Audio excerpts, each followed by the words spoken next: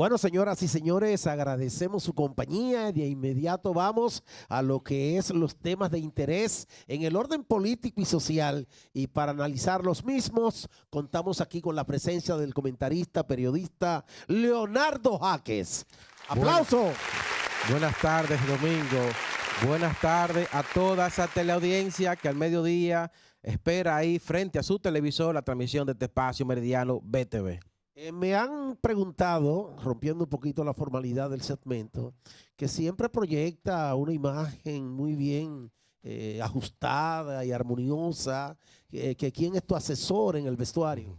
Bueno, uno hace el esfuerzo, Domingo, de tener cierta presencia y una estética ante los medios, las cámaras, acorde a las expectativas de la gente, acorde a los lineamientos y al discursivo y narrativo que uno enarbola de defensa a los valores esenciales de la democracia dominicana. Gracias, hermano. Mira, hay voces que están en contra de que se reduzcan los curules en la Cámara de Diputados. Como era de esperar, porque hay que recordar también que el presidente Luis Rodolfo Abinader Corona propuso al inicio de su gobierno la reducción del financiamiento público que reciben los partidos políticos, y los partidos políticos, fundamentalmente los opositores, el PLD y la Fuerza del Pueblo, se opusieron a la reducción de esos presupuestos que reciben. Ahora el presidente, como parte de ese gran legado institucional que quiere dejar a las futuras generaciones, ha propuesto como parte de su reforma constitucional la reducción de las curules en la Cámara de Diputados. Hablamos de unas 50 curules menos que quiere. ¿Cómo? Claro que sí, quedarían de 190 a 137 las curules en la Cámara de Diputados, pero... Entonces, ¿esos sectores no tendrían representación en el Congreso? No tendrían representación, claro que sí, lo que habrá una especie de redistribución. La representatividad se va a mantener intacta. Okay. Lo que va a haber es menos presupuesto, menos erogaciones, menos choferes, menos asistentes y menos gastos. Exoneraciones, de todos barrilitos. Barrilitos y todos los privilegios onerosos que reciben esos congresistas. Entonces, como era de esperar, esta propuesta del presidente Abinader ha encontrado congresistas oficialistas que se están oponiendo a esto, y han dicho algunos que si hay una reducción sería de apenas 15 curules que pudiesen ellos aprobar reducir. Y en el peor de los casos no aprobarían lo concerniente a la reducción de curules en esa reforma constitucional, por lo que posiblemente, acorde a parte de ese grupo, de esos congresistas, quedaría intacta la cantidad de diputaciones en 190. Yo creo que eso sería peligroso, ¿no? Porque hay que recordarle a esos congresistas que el presidente Luis Abinader no solo es el líder de la nación dominicana en estos momentos, sino también el líder fundamental del PRM, que gracias a ese liderazgo, muchos de esos congresistas pudieron ganar fácilmente sus curules por la gran obra de gobierno que ha llevado el presidente Abinader, pero sobre todo, por el hecho de que se ha democratizado el gasto público, construyendo obras de infraestructura en toda la geografía nacional, y también, que hay que decirlo esto, la gestión en términos de transparencia, de honestidad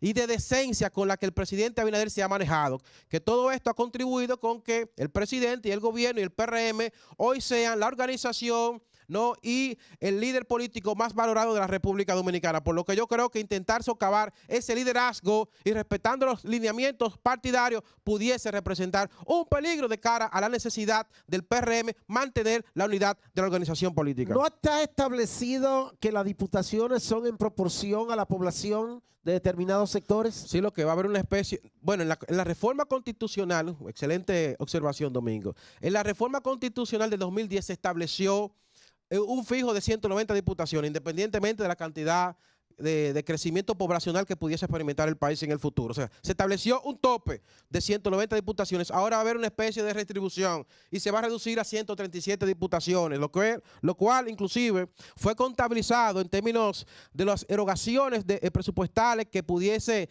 representar esto para beneficio del país. Hablamos de unos 1.500 millones de pesos que se pudiese ahorrar el Estado Dominicano si reduce esas 50 curules en la Cámara de Diputados. Entonces yo creo que esos congresistas deben colocar los intereses del país, ¿no? Alinearse a las expectativas y a las aspiraciones de la gente que por años ha planteado la necesidad de reducir esa cantidad de curules, por lo que veo muy peligroso que estos no acojan esos lineamientos del presidente Abinader. ¿Se visualiza hacia dónde irían esos recursos que se ahorrarían por ahí? Esos recursos serían manejados por el gobierno central y obviamente se van a canalizar para expandir los alcances del sistema de protección social que este gobierno, hay que recordar, ha duplicado la cantidad de tarjetas Supérate de unas 800 a 1.600.000 y también ha duplicado el monto que se canaliza de manera directa a la gente de 800 pesos a 1.500 pesos, por lo que yo considero que así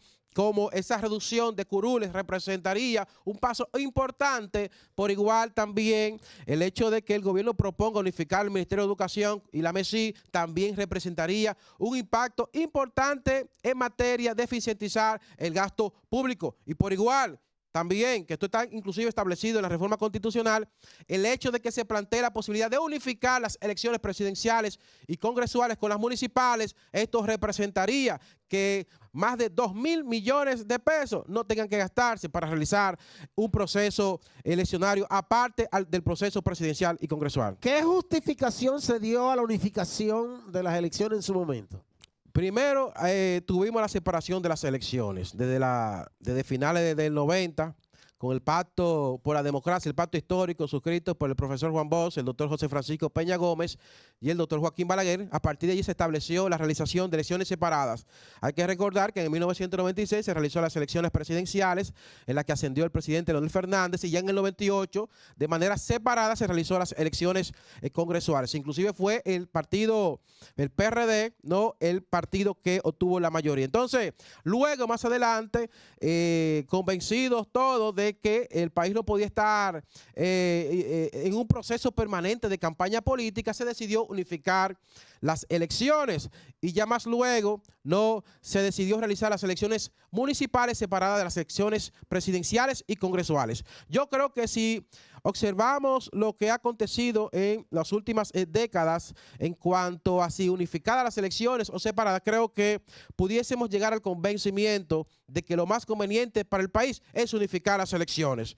Hablamos de que ya con las herramientas tecnológicas con las que cuentan nuestros países y con las que cuentan los sistemas electorales, ya no se requiere de tanto procesamiento en términos de uso de personal humano para poder garantizar la transparencia de esos procesos electorales. Yo creo que si nosotros utilizamos esas herramientas tecnológicas, podemos fácilmente procesar todas esas actas, todos esos votos de ciudadanos que irían a las juntas electorales a depositar el sufragio en favor de miles de candidatos a cargos electivos a nivel municipal, congresual y también en el nivel presidencial. ¿Justificar las elecciones da garantía de un ejercicio pleno de democracia? Claro que sí, aunque ahí vimos, mira, ahí vimos los resultados de una encuesta realizada por el Ministerio de Economía, Planificación y Desarrollo, ¿no? Unos resultados donde el 50.9% de la gente, y esto creo que es preocupante, estos datos, 50.9% de la gente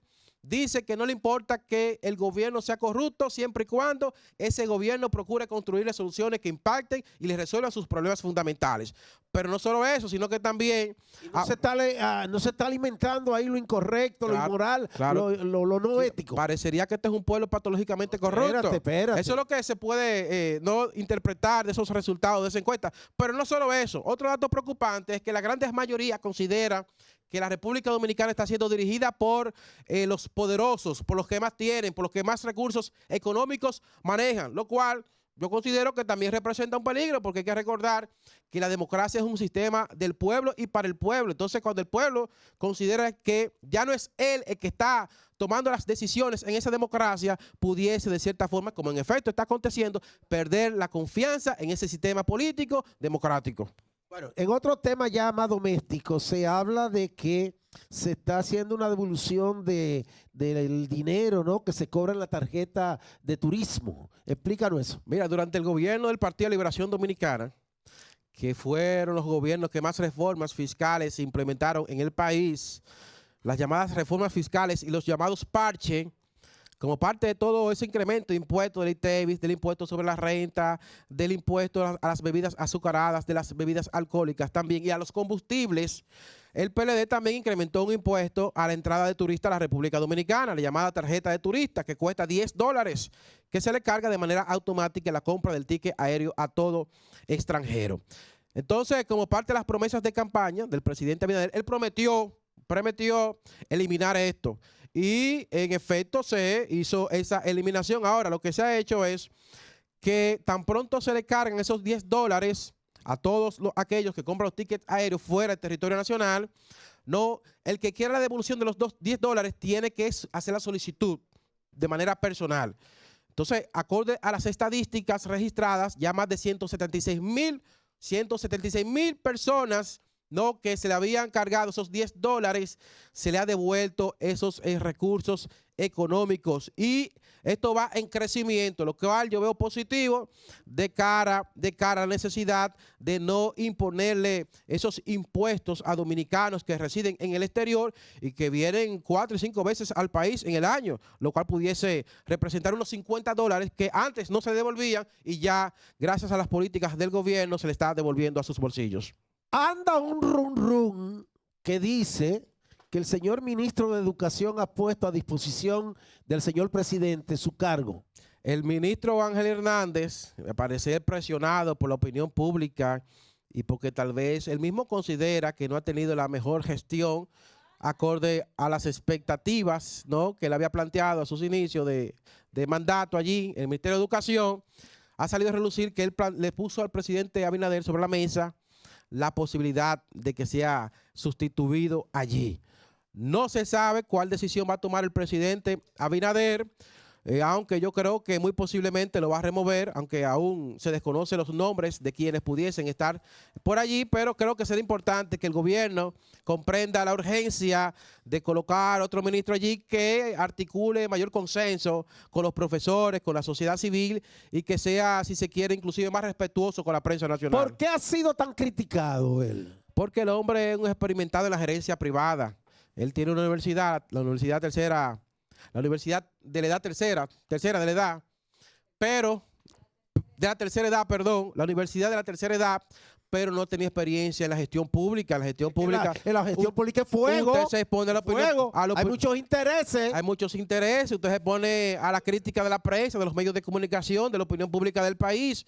Y entonces, al parecer, el ministro no ha tenido esas buenas relaciones con la prensa nacional, lo cual es un indicativo, señores. El ejercicio público es para personas que tengan el bagaje para resistir esas críticas, pero también para acogerlas e implementar las decisiones y las políticas necesarias que satisfagan esas aspiraciones de la gente. ¿Qué te parecería si yo asumo ese ministerio? Lo veo totalmente correcto, la posibilidad de que Domingo Bautista sea designado como el próximo ministro de Educación o también ministro de Cultura. Exacto. Yo creo que tú muy bien pudiese poner tus experiencias, tus conocimientos, tus capacidades y tu vocación de servicio al servicio de la gente. Gracias, mi hermano. Los contactos. Pueden buscarlo en las redes sociales, señores, buscar Leonardo Jaques. Si yo llego al ministerio es para gozar. Señores, nos vamos a una pausa. Al volver nos acompaña la experta en el sector belleza. Ella es Paola Martínez.